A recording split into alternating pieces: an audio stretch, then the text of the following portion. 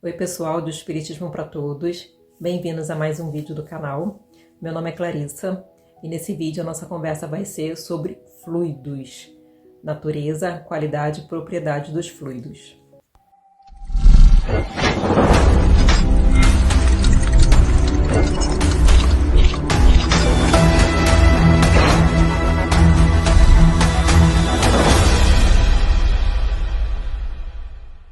Aparentemente parece um tema bastante técnico, né? Bastante científico, mas a gente vai ver como todo ensinamento, como que está correlacionado com a gente também, com a nossa qualidade de vida, com o nosso autoconhecimento. Não é de hoje que a ciência própria identifica que existe um fluido que preenche todo o universo, que interliga todos os corpos e que faz parte de tudo que existe.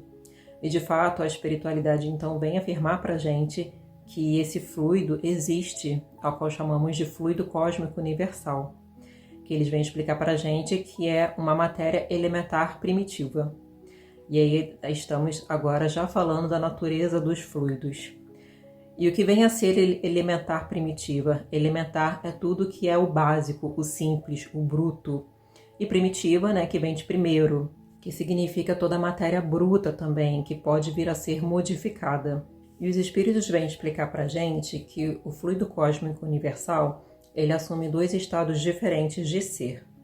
Um que é a eterização, que é um estado volátil e não uniforme do fluido, e o outro da imponderabilidade, ou seja, algo que não tem peso, que não pode ser calculado, que não pode ser mensurado. Então é como o próprio nome já diz, é algo fluido, né? Algo leve, volátil, sem forma.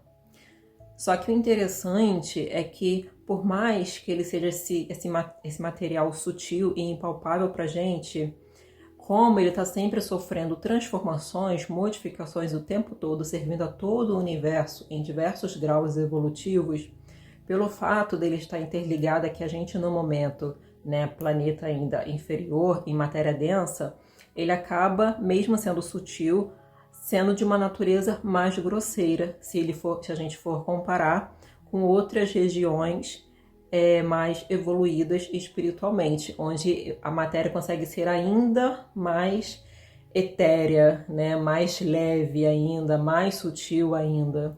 E a gente pode estar se perguntando por que eu preciso saber disso, né? Por que é importante esse estudo sobre os fluidos, que até então, o que significa isso pra gente? Uma primeira parte interessante que dentro do estudo que a gente vai observar é que a espiritualidade consegue explicar para a gente um pouco sobre Deus através do entendimento dos fluidos. No Livro dos Espíritos a gente tem uma pergunta, Kardec pergunta na 27, se podemos considerar espírito e matéria como sendo os dois elementos gerais do universo, ao que a espiritualidade responde que sim, e acima de tudo, Deus. E no caso, Deus, o Criador de todas as coisas, ele também é o Criador do fluido cósmico universal. Logo, a gente também pode chamar o fluido de fluido divino. E eles vêm dizer pra gente que como ele está para todo o universo, todas as coisas que existem no universo estão saturadas desse fluido. Tudo com ele é o primitivo, né? O elemento primitivo. Então, tudo que existe no universo, do micro ao macro, é uma transformação desse fluido, vem desse fluido. Logo, a natureza inteira está mergulhada no fluido divino. Logo, por assim dizer, nós nos achamos constantemente em presença da divindade. Logo, as nossas ações, nenhuma passa despercebida a Deus.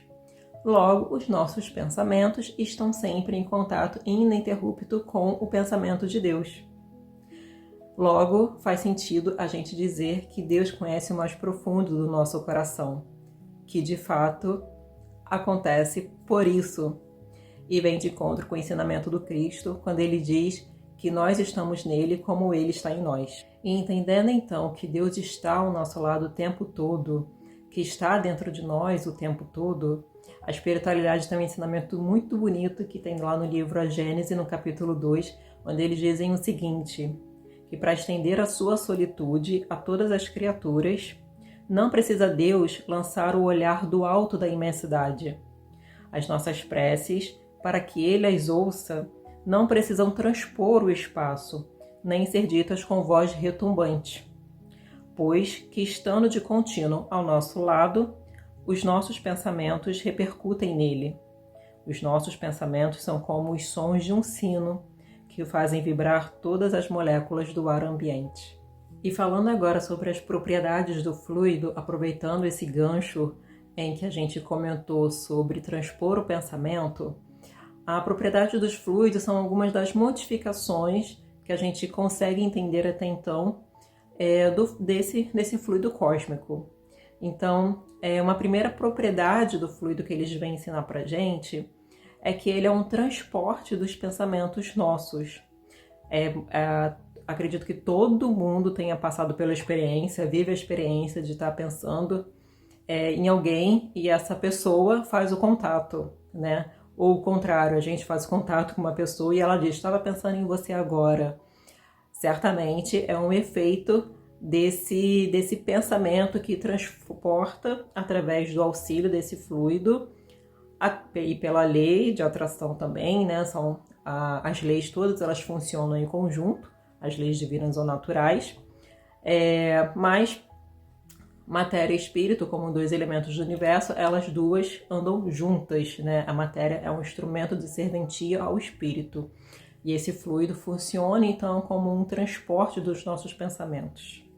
Também o nosso corpo físico e o nosso corpo perispirítico, né? O nosso perispírito, eles são também modificações desse fluido cósmico.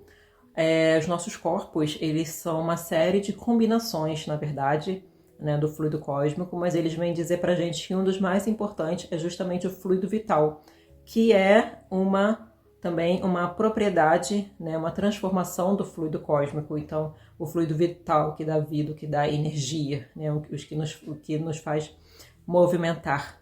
E na condição de encarnado e desencarnados, a gente também pode dividir a transformação do fluido cósmico também em duas partes, né, os fluidos espirituais e os fluidos condensados. Na condição de desencarnados, a gente trabalha, né, com esse fluido espiritual que chama. Então, toda a espiritualidade na erraticidade, ela consegue movimentar, né, esse fluido cósmico, esse fluido espiritual, de modo que ele fica tão tangível e tão material ali para o espírito desencarnado como é a matéria densa aqui pra gente. Porquanto essa matéria seja sutil para o encarnado, seja impalpável, não é? Porém, na condição de desencarnado, naquele estado de matéria, ela é tão tangível quanto. Então, a gente chama essa modificação do fluido de fluido espiritual. E os fluidos condensados, que é tudo que a gente conhece, tudo que está aqui ao nosso redor, né? Tudo que nós somos. No caso, a gente já trabalha com o fluido condensado de uma forma muito mais densa, muito mais material. Então, já através da ciência que a gente conhece, das transformações químicas que a gente já conhece, que a gente já faz, toda a transformação da matéria que está disponível aqui pra gente na natureza, todas essas transformações que a gente faz.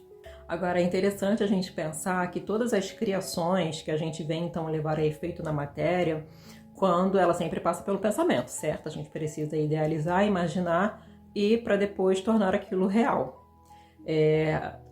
Como o pensamento, né, pela vontade é o que a gente cria, né, o nosso pensamento, ele transforma também essa matéria que existe, o fluido, tanto que na espiritualidade eles movimentam o fluido muito através da vontade do pensamento, a não ser que seja, também pode ser uma espiritualidade desencarnada, um pouco mais materializada ainda, que vai precisar ainda de recursos mais próximos aqui da matéria, né? Do provas e expiações.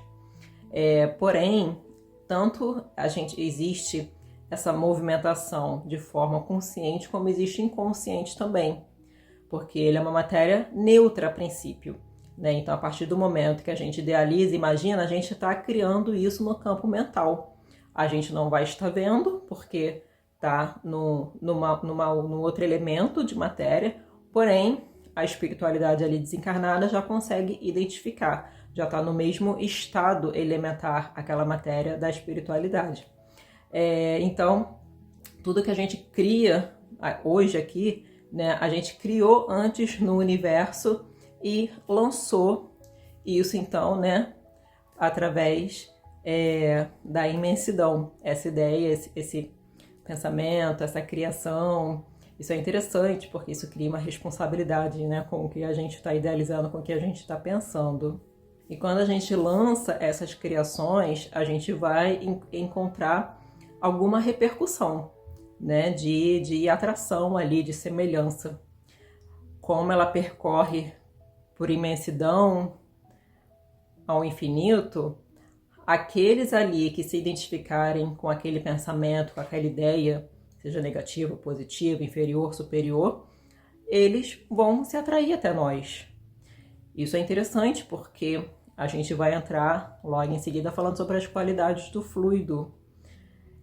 Como então nós somos responsáveis pelo que nós estamos atraindo para nós mesmos, por como nós estamos nos sentindo, como que esse estado vibracional, né, que a gente cria em torno de si mesmo é uma responsabilidade própria. Falando então mais diretamente sobre as qualidades dos fluidos, comentamos aqui então que ele é um elemento neutro, né? Então a qualidade dele depende então dos eflúvios do meio. Então vai depender das paixões, vícios e virtudes da humanidade, bem como das propriedades da matéria desse meio também, pois que cada região do universo, né, cada campo planetário, possui propriedades específicas da matéria a serem obedecidas. Com relação a isso, a espiritualidade me traz uma reflexão muito interessante para a gente.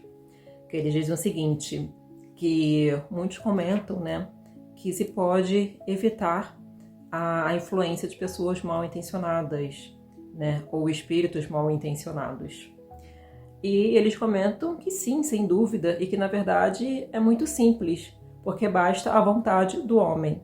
Eles dizem que os fluidos se combinam pela semelhança de sua natureza e os dessemelhantes se repelem. Há uma incompatibilidade entre os bons e os maus fluidos.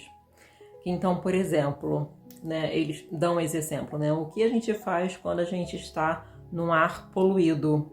A gente cuida, então, de melhorar ele o máximo possível, né? De purificar o ar conforme dá. Então, sei lá, a gente abre a janela, a gente liga o ventilador, a gente assopra, a gente dá algum jeito de fazer com que entre o ar novo, o ar limpo, para poder ir dissipando esse ar sujo. Logo então, quando a gente tem uma invasão de maus fluidos através de uma influência espiritual negativa, eles indicam justamente a gente colocar bons fluidos em contrapartida. Mas eles nos fazem um lembrete que, como a qualidade do fluido ele guarda correlação com a alma também, então é importante que a gente trate de trabalhá-la para melhorá-la, ou seja, trabalhar a si mesmo, melhorar a si mesmo, para que a gente conquiste cada vez mais uma qualidade pura, fluídica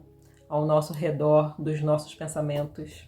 E para a gente finalizar, fica então um lembrete de que os espíritos realmente bons, encarnados ou desencarnados, nada têm o que temer da influência dos maus espíritos, porque de fato as energias fluídicas são diferentes e se repelem e não tem como ter uma afetação.